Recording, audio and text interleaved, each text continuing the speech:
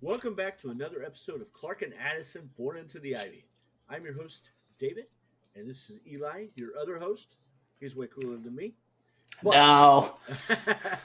we are back to talk about some free agency, Kyle Hendricks, and um, his retirement. I believe I talked a little bit about that in an episode, but just wanted to put his jersey up there um, and show our appreciation for him. It sounds like he may be involved in some way Yeah, I with saw the that. organization. You sent me So that. I hope that that's the case. I think You're good at making these predictions, well, he just fits well with that. That dude Yeah, is so but intelligent. everything else you've been pretty much spot on. I wish I was as spot on as I want to be, but I enjoy this. And I think that it's cool that they keep that kind of stuff together for it. Mhm. You know what I mean? Because there's some really cool stuff that they can do. I don't know what I did with that, but I had some notes of awards. Cade Horton was runner up in the National League Rookie of the Year. He was Sporting News Rookie of the Year, which I thought was really cool. PCA Gold Gloves. We talked about the Gold Gloves, I think, already, but PCA was the runner up for the Platinum Award. Who won that? Fernando Tatis.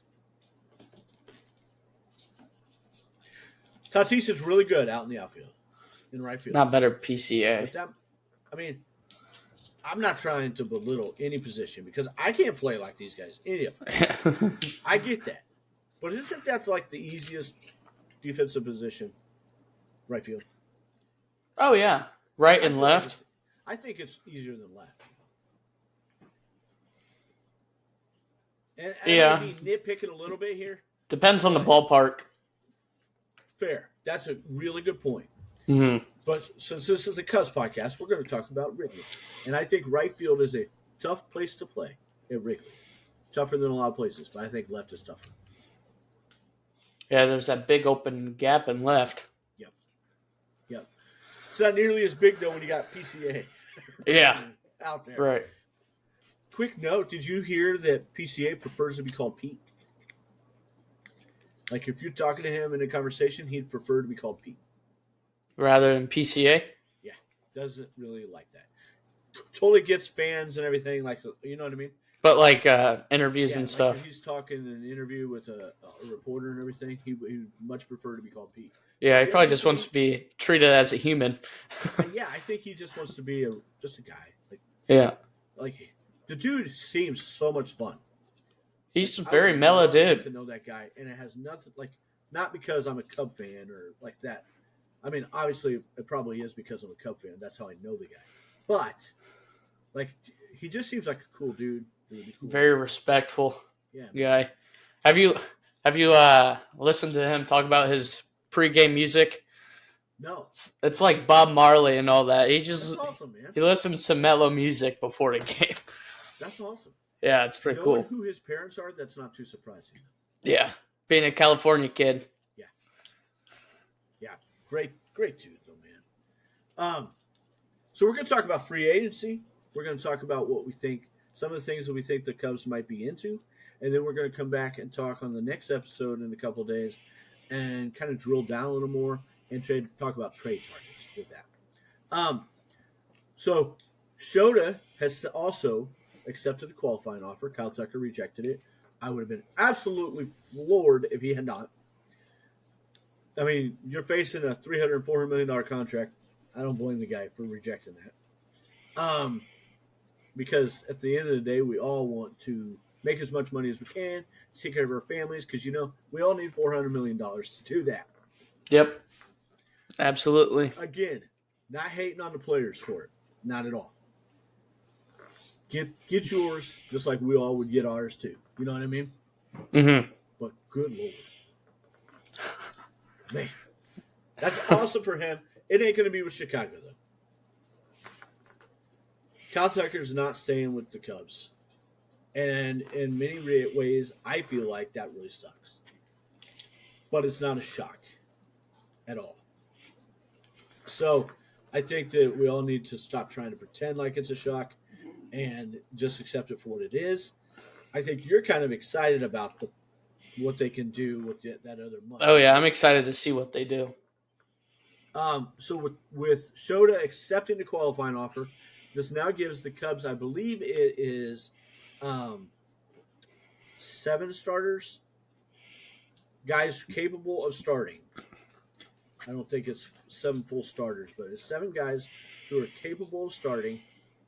Oh no, I think I just messed that up. Oh well. 7 guys who are capable of starting, and then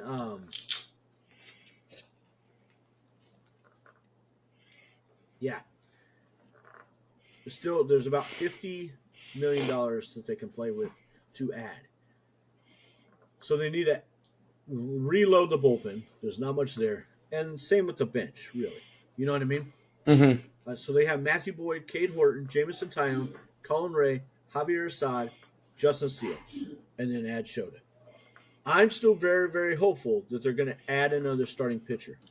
But with Shota being $22 million, I would guess that comes via the trade market. I'm hoping that that's the case, and that they don't just scrap that idea. You know what I mean? At this point, I think the guys that would be possibilities for that are Dylan Cease, Framber Valdez, wrong one.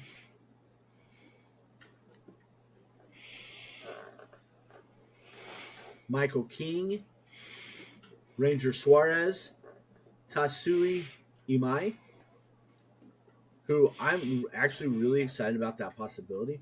Merrill Kelly, I think, is a strong possibility. And I think that's it. Of guys that I would earmark in free agency as possible guys for the Cubs to go get. Am I breaking up? No. Okay. I know we had that when we tried to do it before. Yeah. And then, yep, no, not that guy either. Okay. Bullpen guys that I think are possibilities are Edwin Diaz, but I think that's an absolute long shot. I really don't want him to put that much money towards him, because I just don't think that it's going to be worth it. Devin Williams is a guy who intrigues me. I don't know about you. Part of that is because he's pitched for our manager, Craig Counsell. Mm-hmm. Part of that is because he's got a 4.79 ERA last year. But his FIP, which is fielding independent pitching, was 2.68. He had a almost 35% walk or K rate. He did have a bit of a high walk rate at almost 10%. His ground ball rate was 44.6%, which isn't terrible, but I'd like to see it down a little bit more. But the way that Wrigley's been playing, it's probably not all that bad. You know what I mean? It's a good strikeout rate. We need guys who can come in and whip batters. I think that Devin would maybe be more inclined to do it if he was definitely going to be the closer, at least to start the season. I don't really have a problem with a guy who's got a pretty good track record for that. You know what I mean? Being Right. Promise that. Mm-hmm. No. Do you know what this guy's ERA the previous 3 seasons before he went to Yankee Stadium? No. 1.93 in 22. In 23, it was 1.53.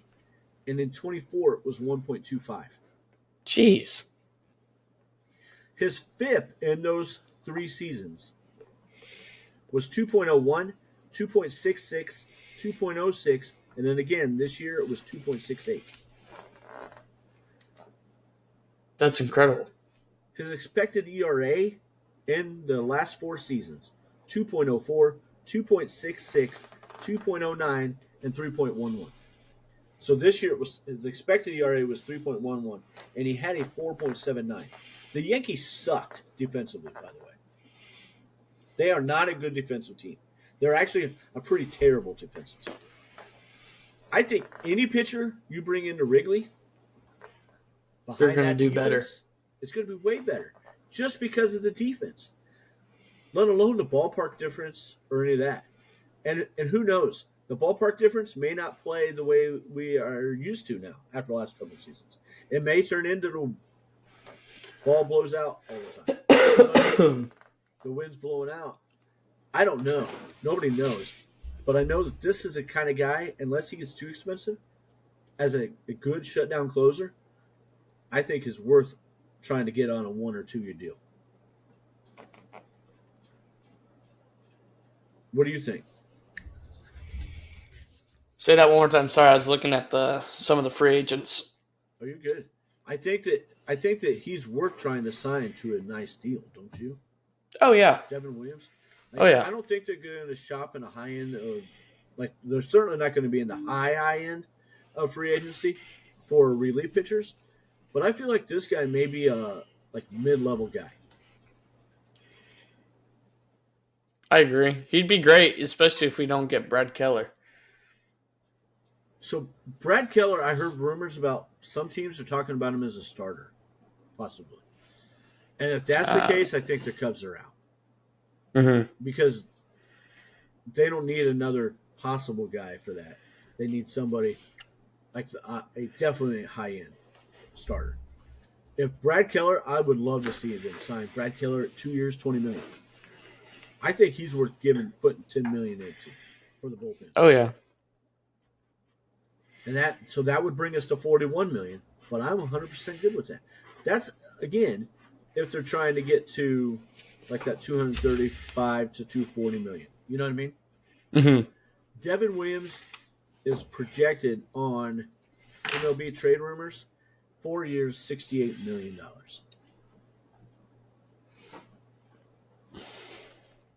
Yeah, That's $17 million a year. If you signed him for that kind of money, there's no way you can sign Brad Keller at $10 million. Right. Bleacher Report has him projected 1 year, $13 million. That sounds a whole lot more reasonable. I agree. That extra $4 million can make a big difference. I do think, you know who I think a prime candidate to come back, and they might sign him early and to bring back? Drew Pomeranz. And I think he might sign for like $3 to $4 million. That'd be excellent. So that $4 million you'd save, the 13 versus the 17 million AAV, would make a big difference. To bring back a guy like Drew Pomeranz, I'd be stoked to have Pomeranz come back. I'd be stoked to have Thielbar come back at like $5 million.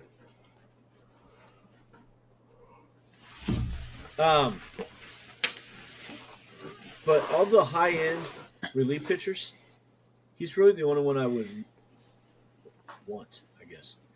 I would be interested in guys like Pete Fairbanks, Kyle Finnegan, Luke Weaver, Sir Anthony Dominguez, depending on the prices. You know what I mean? Right. Mm-hmm. Finnegan's not going to miss bats. And if it was a guy like Finnegan, I wouldn't want him to come in and be the closer. That may be what he's looking for. I don't know. But I think those are kind of guys that could be out there later in free agency that their asking price comes back down to earth. You know what I mean? Weaver is a prime, like Brad Keller-ish kind of guy. He had a higher ERA. It calmed down to 3.62, but it seemed like Luke Weaver, and this probably happens in New York even more, but it seems like every time the guy really needed to shut down, he kind of choked. You know what I mean? Yeah. But I think that the Cubs have a better pitching infrastructure, and I think that they would kind of get that back in line. And again, man, all these guys are going to have really good, much better numbers on a general basis pitching behind the Cubs. Pete Fairbanks is a guy that I think could, but he doesn't miss bats as much. So those are things aren't as great for him. I think Sir Anthony Dominguez does miss bats a little more. His ERA is a little higher. but his strikeout rate, it was at 30% versus like 24, 25. Those are guys that I would like to see them kind of focus on. But I don't think most of those are going to come until later in free agency, like after Christmas, probably. You know what I mean? Right. But I'm hoping that they can go out and get a guy like a Devin Williams that might be willing to sign for a little less to come back and pitch for his old manager and reset his market a little more. But I think it all is going to depend on teams like the Dodgers and the Yankees and the Mets. I definitely like the Devin Williams idea. A guy that you talked about early on in the right after for this next year was Harrison Bader. He's projected for was it $15 million a year? 2 years, $27 million. So 13 about, yeah. So, and I don't know that he would be a full-time starter. I don't know that I would want to bring him in to supplant one of the younger guys completely. You know what I mean? Uh-huh. But this is an option I had, or a thought that I had. If we're wanting to upgrade the roster, and I think we should need, I know that the Cubs brass, the executives, both Carter and Jed Hoyer said that they're going to be focused much more on pitching than offense. But a part of that, I truly believe, is because of financial restraints. They're not going to be able to spend like the big market team that they are because I don't know why. Because Tom's a freaking tightwad. and that's disappointing. But why not trade Seiya and go after a guy like Bo Bichette? The team is much more versatile when you have bring in a guy like Bo Bichette because you don't have a guy who strikes out a ton. Seiya can get on base a decent amount, and he has good power numbers. But I would much rather have a guy like Bo Bichette in the lineup than Seiya Suzuki. Wouldn't you? Oh, yeah. Not streaky. Mm-hmm. I mean, I think his expected is 7 years, $210 million. Is that what you said? I think so. 7 years, 210. Yes. I mean, so that's like a $6-7 million raise versus what you're paying Seiya right now.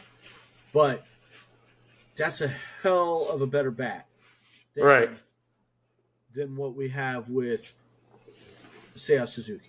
Nothing to get. I love Seiya. I don't he frustrates me. But Seiya, he's been great. He was fun, but he's not Bo Bichette, man. This guy. Oh yeah, we'll have. What is happening? Why is this not coming up? Sorry. For his career,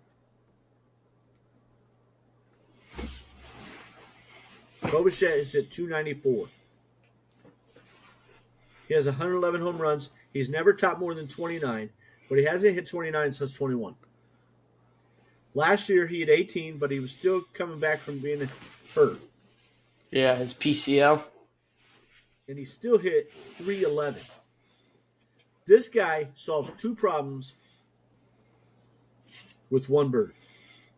You trade Seiya, you get rid of some of that inconsistency. You can still then keep your younger guys, at least one of them, being Moises Ballesteros or Owen Casey and or Kevin Alcantara. Because I think that Alcantara might get a chance at a bench spot. Possibly. Mm-hmm. He's got that hernia. I don't know that people are going to be I don't know that a ton of people are looking to trade for this guy. But he has solid defense. He hits lefties well. And he has really good speed. He's not out of this world speed, but he has good speed. And he played, again, like I said, he plays solid defense. I think we could do worse, and we have done worse the last couple of years with guys on the bench than Kevin Alcantara. So I don't see him getting traded, but I wouldn't be shocked if either Casey or Ballesteros is involved in some kind of deal at some point. But hopefully you keep at least one of those two. and trading a guy like Seiya, but still signing a guy like Bo Bichette gives you a whole lot of options. Because Matt Shaw is great defensively. Bo Bichette would probably go to third at that point if they could sign a guy like that. Right. But he's like almost half of what Kyle is. At the very least, a third, but he's probably half of what Kyle Tucker's going to cost. And I don't think he's that much worse of a player. Not at all. In fact, I would almost argue that Bo Bichette's contract would age better than Kyle's would. I agree. Kyle's 29, almost 20. He'll be 29 to start 26 season, and Bo Bichette will be 28. Like he's a year younger. You're not talking about as long of a contract. I'd give the guy 8 years at 240. I'd give him 7 for 225, to be honest. Mm-hmm. You know what I mean? Right. I think that Bo Bichette is the kind of guy, like he hits like Nico with more power, and I think he's got more power than the 18 home runs that he had. Oh, most definitely. He's going to be able to be a middle-of-the-order producer as well. And he plays solid defense. At least at third he would, I think. I guess I'm looking at his defense. It wasn't as solid this year. His defensive WAR was down. But still, man, this guy, I mean, he's really good. And I think his defensive WAR would go up playing third base than shortstop, especially playing beside a guy like Dansby Swanson. Dansby Swanson makes all these guys better around him as well, just like Pete does out in center. Again, I mean, if we put Bo Bichette at third base, we can most definitely put Matt Shaw at right field. With as good as his glove is, I think he could do it. Yeah. And with his speed. If you had to pick, and I get that this is a sucky having to pick, but if you had to pick, would you rather keep Moses Ballesteros or Owen Casey? Oasis. Same. Because I think his bat is just better. He's way more consistent. Power out of Owen Casey, for sure.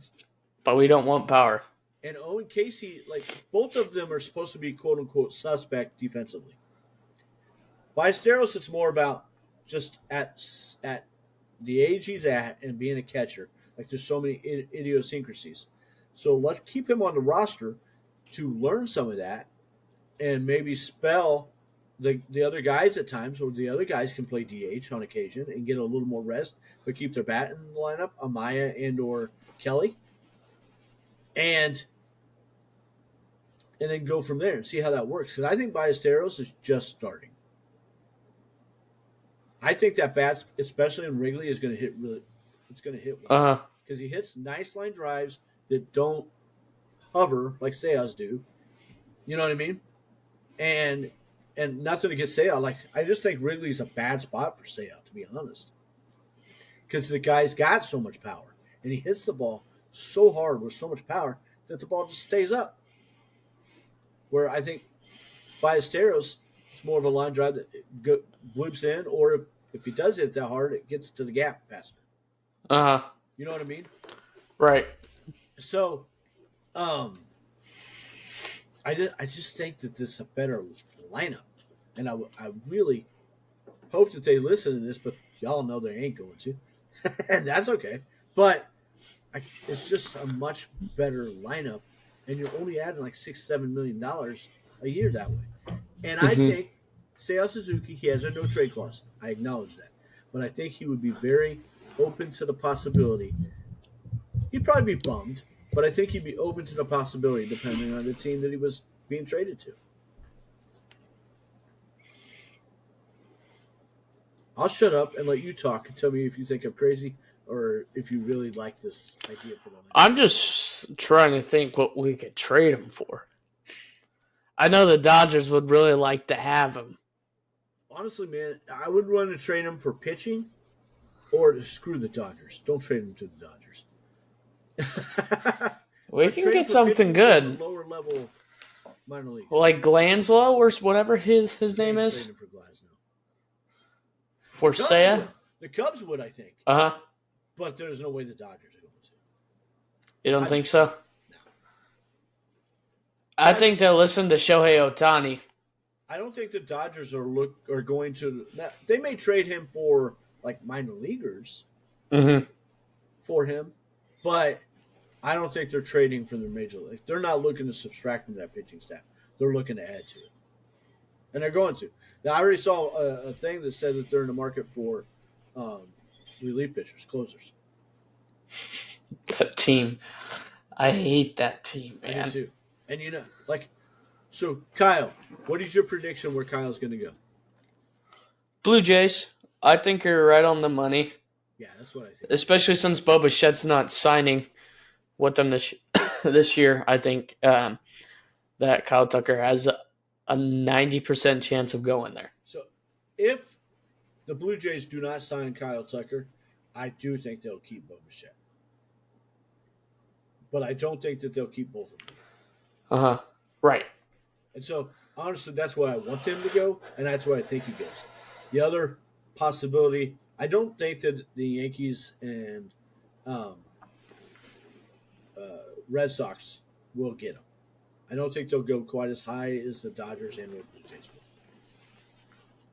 Dodgers, I think, are the second most serious contender for him.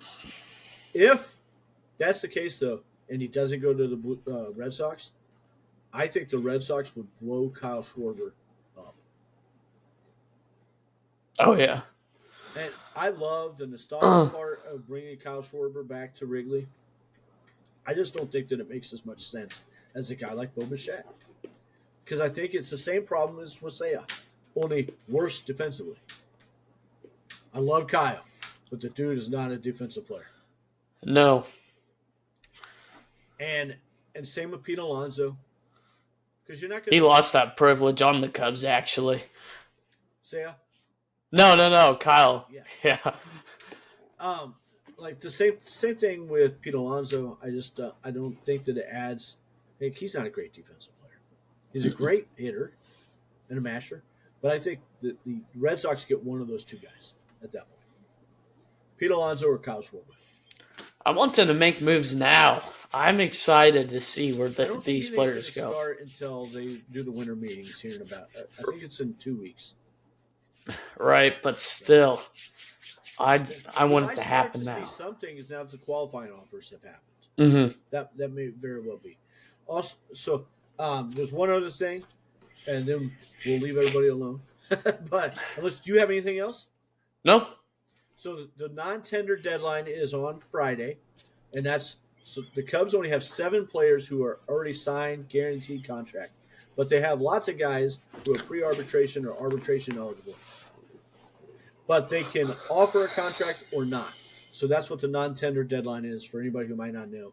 I think that there are 2 players who are likely non-tender candidates. I don't expect that they'll offer a contract to Eli Morgan. And I would guess, although I hope that I'm wrong, because there's so much room on the 40-man right now, that Reese McGuire may not get he may get non-tendered as well. And it's because they've already got the 3 catchers, the Ballesteros, Amaya, and Carson. Yeah, I mean, I hate to say it too, It's a but numbers game. it just doesn't make sense. Yes. You know. And I hope that that's not the case. Part of me wants – I would love to see Reese be brought back in at AAA, but the dude is deserved. After the season he just had, he deserves a chance at being a full-time starter. Right. Or maybe not even full-time, but he deserves a major league roster spot. And the Cubs can't give that to him right now. And that's unfortunate. It sucks because the dude was amazing this year. I don't care what his numbers look like. He did a fantastic job. It was just absolutely awesome. And he had some huge hits, and he played really good defensively, and he did a great job with the pitching staff. So kudos to him if that's the case. Happy trails. I'll always be a Reese McGuire fan, and I'll root for him as long as he's not hitting against the Cubs going forward, because the dude found a special place in my fandom heart this year. Like Carson, I like Carson Kelly. I like Reese McGuire more, and if I could pick between them, I'd pick Reese. Really? Carson.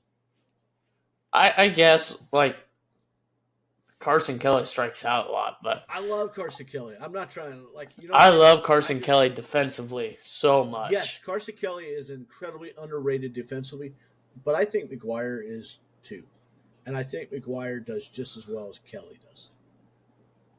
And again, I'm not trying to disparage one or the other Mm-hmm. because I think they're both really good. And I think the Cubs, frankly, are really lucky to have either of them, let alone both of them, on the roster, teaching Ballesteros and Amaya. And I think Amaya has already taken that step. But man, it never hurts to continue to learn from guys like that. And you could tell Carson Kelly had a great tutor before when he was coming up. With, right. That crackhead, Yadier Molina. Can't stand him because he played for the Cardinals, but man, was he a great, great catcher. He was. Awesome. Thank you very much for joining us. Don't forget to like and subscribe on YouTube. Like and subscribe on your podcast. And make sure you leave a comment, especially on YouTube. But leave comments everywhere. Tell us what you think. Come and join us every episode. And don't miss out on them. And that's why you need to subscribe. Thank you very much. Go Cubs. Go Cubbies.